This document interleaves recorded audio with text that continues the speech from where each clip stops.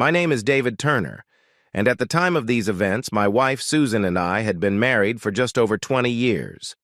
We met in college and married shortly after we graduated. Our daughters, Emily and Kate, were only a year apart. Emily was a freshman in college, and Kate was now a senior in high school. About 6 weeks ago, we took Emily to college, a large state university 2 hours away. She was staying in the freshman dorm, sharing a room with a close friend of hers. Kate wasn't sure where she would be attending school next year, but there was a decent chance she'd end up at the same university as her sister. The girls fought like most siblings, but they always had each other's backs and were quite close. Having Emily leave left an emotional hole in our lives, but we were happy for her and the adventures that lay ahead of her. I worked as a partner in a large accounting firm, and Susan was a supervisor for a local building supply contractor. She'd returned to work when both girls started school and worked her way up the company ladder, despite her college degree in English. I earned more than Susan, but we were financially comfortable and could afford a nice home, newer cars, and other luxuries. Susan seemed to enjoy her work as well. That Friday, I headed home early from work, thinking about the quiet weekend ahead. Kate was at a school camp until Sunday night, and I saw an opportunity for some romantic time with my wife, maybe a cozy dinner at our favorite Italian restaurant, followed by some much-needed closeness. Since Emily's departure, we'd both been a bit off balance, and a weekend alone without the kids sounded like the perfect way to reconnect. When I arrived, I noticed Susan's car was already in the garage. She must have decided to leave work a little early as well. Perhaps she was on the same page and had the same thoughts in mind. I thought I'd surprise her by suggesting we go out for dinner. Not seeing her in the kitchen, I headed toward our bedroom to change clothes and see if she was there. Walking down the hallway, I called out, "Honey, I'm home. Are you in the bedroom?" "Yes, David, I'm in here." When I entered, I saw Susan seated at her vanity, carefully applying makeup to her face. She was wearing a little black dress and the pearl necklace I had given her last Christmas. Her dressy shoes were set on the floor beside her. I noticed an open overnight bag on the bench, partially packed with a mix of lingerie and more casual clothes.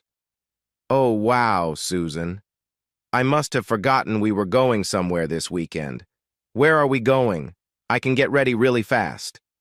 Susan looked up at me, her expression serious. "David, I'm sorry. I didn't tell you. I have plans this weekend. A date, actually. I didn't expect you to be home this early, and I didn't want to have this conversation until right before I left. I know you'll be upset, and I don't want to fight with you." "A date?" I stared at her, waiting for the punchline that didn't come. "Are you serious? I don't remember us agreeing to any open marriage or anything like that. Please tell me this is a joke and that you've planned a weekend for us." Susan sighed as if she'd rehearsed this response. "David, it's just one weekend. I'll be back on Sunday and things will be as they were. I just need this time for myself. Something different. Something rejuvenating. Since Emily left, I've been feeling down and I think I need to do this for me. It's just one weekend, out of hundreds we've had together. In the end, it might even help our marriage." "How long have you been planning this, Susan? Who is this man? Are you leaving me for him?" "No, of course not. I love you, David, and only you. His name isn't important. I'm not going to tell you. He's just a friend. He's married, too, with kids. We've had lunch a few times, but nothing's happened between us. I didn't want to cheat behind your back, so I'm being open with you about it." Stunned, I felt like I didn't recognize the person standing in front of me. She continued, as if reciting from a script. "He finds me attractive. He makes me feel young again. I'm not getting any younger, and I need this for my self-esteem. Can't you understand? I'm just asking for a weekend pass, and I'll be back to make you the happiest husband again." "So you're saying that you need one weekend of adventure to feel alive, and it won't affect us?" My disbelief was now mixed with a growing resentment. "Do you hear yourself, Susan? You sound completely different." She looked at me calmly, as if prepared for my reaction. David, it's only one weekend out of thousands we've been together. You're the one I love, and I'm not going anywhere. I wish you'd be understanding, just this once. I stood there, unable to process the reality unfolding before me. Then a thought crossed my mind that made me smirk despite myself. If she was so set on this weekend plan, perhaps I could turn the situation to my advantage. So, you're determined to go through with this? I asked, my voice steady. Yes, I am, she replied. But it doesn't have to change anything between us. Well then, I forced myself to stay calm. I suppose you've been convinced that just a weekend won't have any consequences. All right, if this is how it is, I'll plan my weekend as well.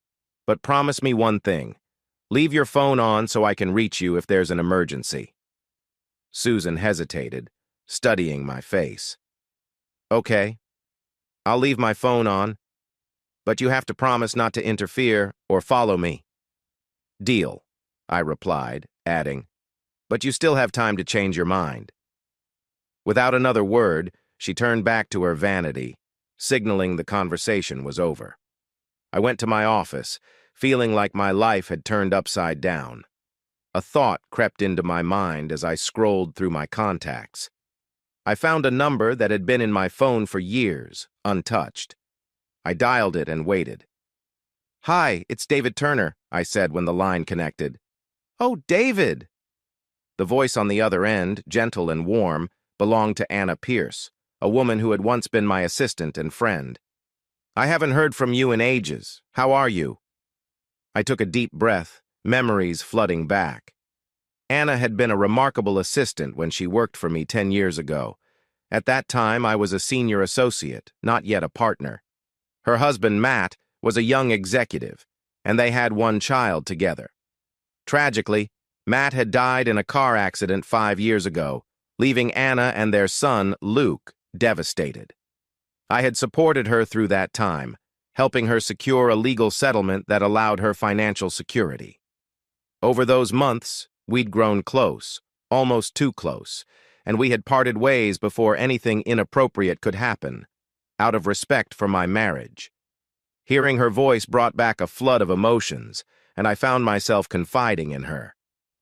Not great, Anna. Susan just told me she's spending the weekend with another man. She says it's a one-time thing, but I don't know how to process this.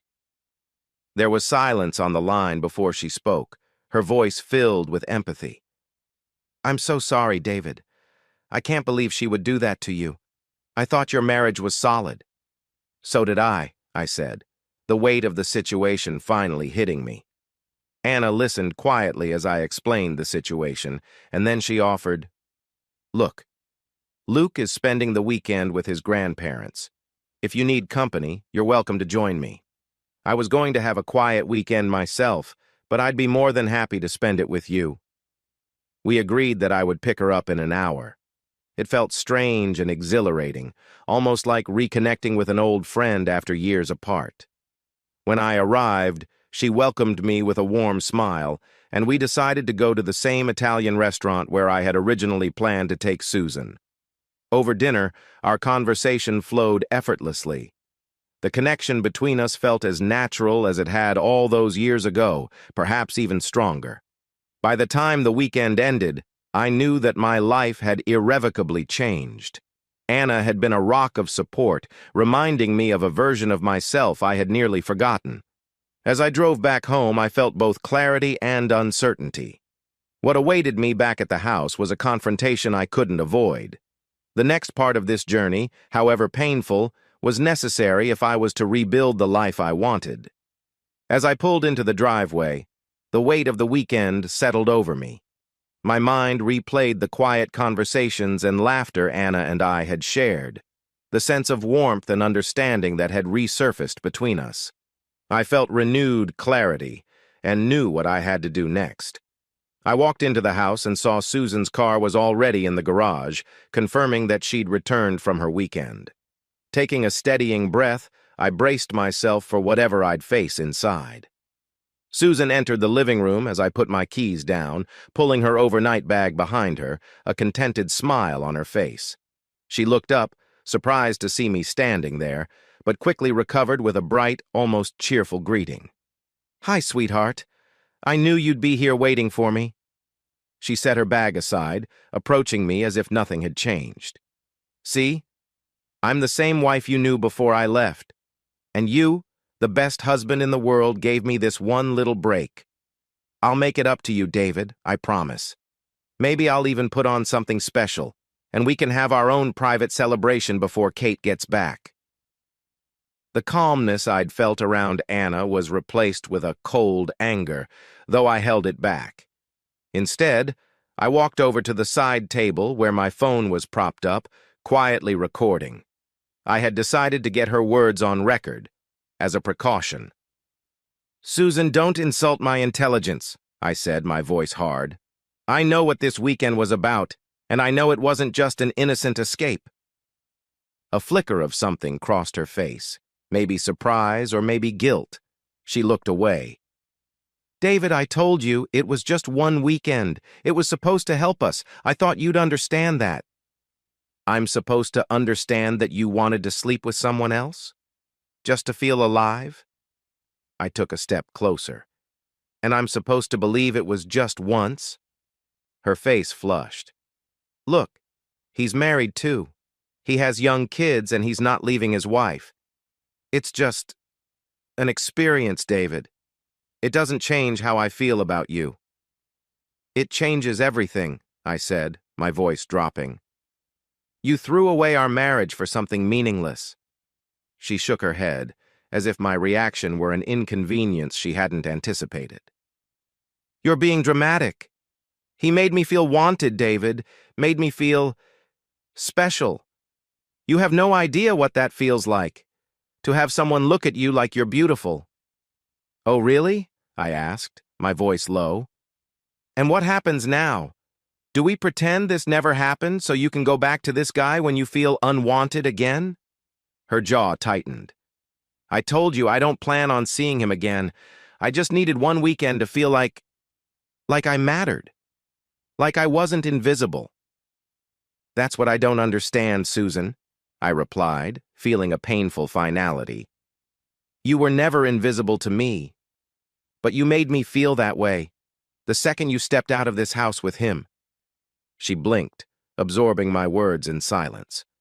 For the first time, I saw genuine remorse in her eyes. "I'm sorry, David. I thought I could just take this one break and come back, and everything would go back to normal." "Normal?" I laughed bitterly. "Nothing is normal anymore. In fact, I'm going to tell you something. When you left, I remembered someone who always saw me, always valued me. Anna." Her face registered shock.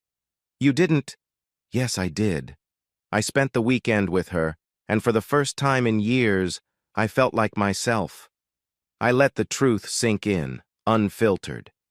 Anna respected my marriage more than you did, even after her husband's death. We'd never crossed any lines because she knew what my vows meant to me. But when you walked out, you gave me a reason to reconnect with her." Susan's face crumbled as she slumped into the nearest chair, looking at the floor. I can't believe this is happening. I didn't think—" "No, you didn't think," I cut in. "If you had, you'd have realized the pain you'd cause." A silence hung in the room, weighted and empty. Finally, she whispered, "So, what happens now?" I took a deep breath, my heart heavy. "I'm filing for divorce, Susan. This marriage can't survive what you did." She looked up, her eyes wide and pleading. "Please, David, I know I was wrong. I was selfish and stupid. But can't we work through this? We could try counseling, anything. I was just lost." "It's too late," I said, shaking my head. "You made your choice when you walked out on us, and I made mine. Anna and I have reconnected, and I don't want to let go of what I feel for her." The weight of my words hung in the air, and I saw the finality settle over Susan.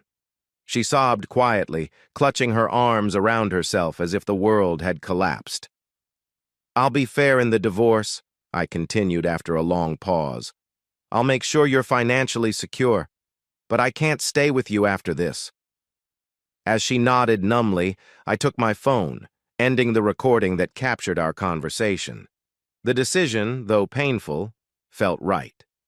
I knew there was no going back. Later that day, I called Emily, who was away at college, and broke the news to her gently. She was devastated, but I assured her I'd explain everything in person and asked her to wait before calling her mom or sister. That evening, when Kate returned from camp, I shared the situation with her, and although shaken, she understood that our family's future would look different now. The next few weeks moved quickly. I stayed in a guest room at home to support Kate and help her process the news. Once things settled, I moved out into a temporary apartment, balancing time between supporting the girls and reconnecting with Anna. True to my word, I drafted a fair settlement for Susan, ensuring she had financial support and keeping the house. To her credit, Susan accepted the terms without hostility. When people asked, she tried to say we simply grew apart. Some believed it, others knew there was more to the story. Eventually, Susan admitted she had made a terrible mistake and took accountability for her actions. A few months later, Anna and I began a life together. Our small wedding was attended by close friends and family. Emily and Kate both came, offering their support, and as I stood there with Anna, I felt a renewed sense of peace and fulfillment. Years passed, and Anna and I built a happy life. She convinced me that fatherhood didn't have to be over, and after a successful vasectomy reversal, we welcomed 2 beautiful children into the world. We named our son after Anna's late husband, calling him Matt, and our daughter after my mother, affectionately calling her Maddie. I watched Anna and the children with gratitude every day. With Anna's son, Luke, I developed a strong, supportive relationship, becoming the father figure he'd lost. Over time, I realized how deeply fulfilling my life had become, far beyond what I'd thought possible. Then, on a quiet summer day, Emily's wedding brought us all together. I hadn't seen Susan in over 6 years, and when she approached me with her new husband, Greg, I could see she'd moved on. She introduced me to Greg, who seemed like a good man, and in a private moment she looked at me, regret softening her eyes. "I'm sorry for what I did to us, David," she whispered. "I'm happy for you, truly. But I'll always wonder what might have been." I gave her a nod. "I forgive you, Susan. We both moved on to better places, and I wish you and Greg nothing but happiness." With that, I kissed her on the forehead and took Anna's hand, leading her to the dance floor. As we danced, I looked into her smiling face and felt a profound sense of gratitude for the life we had built together. In the end, through all the twists and heartbreaks, I had found my way to a true partner, one who had always seen and valued me. As the music played, I knew that every step along the way had brought me right here, to Anna, to our family, and to the life I was always meant to have.